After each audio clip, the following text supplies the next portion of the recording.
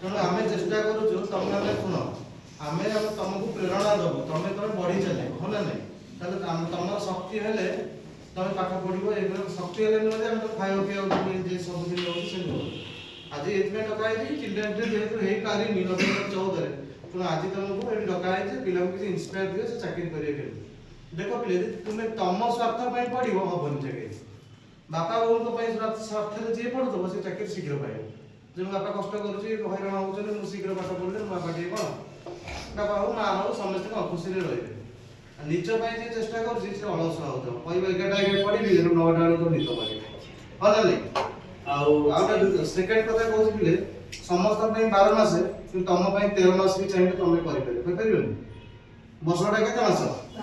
12 ମାସ ତାକୁ 13 ମାସ କେମିତି କରିବା ଦେଖ ତମେ 7ଟାରେ ଉଠୁଛ ଉଠିଲ 5ଟାରେ ତ କେତେ ଘଣ୍ଟା ତ ରହିଲା 2 ଘଣ୍ଟା ଯଦି ଦିନକୁ ରହିଲା ମାସକୁ କେତେ ଘଣ୍ଟା ରହିଲା 60 ଘଣ୍ଟା ଯଦି ରହିଲା କଣ ମାସକୁ ବର୍ଷକୁ କେତେ ରହିଲା 720 ଘଣ୍ଟା ତାହେଲେ କେତେ ଦିନ କେତେ ମାସ ଏକ୍ସଟ୍ରା ପାଇଲ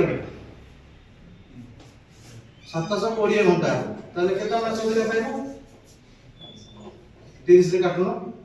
720 ରୁ 30 ହେଲେ କେତେ 24 ଘଣ୍ଟା तुम मैंने 12 मास यदि अदर पिला हुए तुम 13 मास करने चेष्टा कर तुम बहुत शीघ्र बुझीपार ना बुझीपार तेणु चिल्ड्रेन्स डे तुमको कहूँ तुम जी रखुच जी दुख कष्ट कर बापा माँ बेसी लाभ जॉब टा शीघ्र हो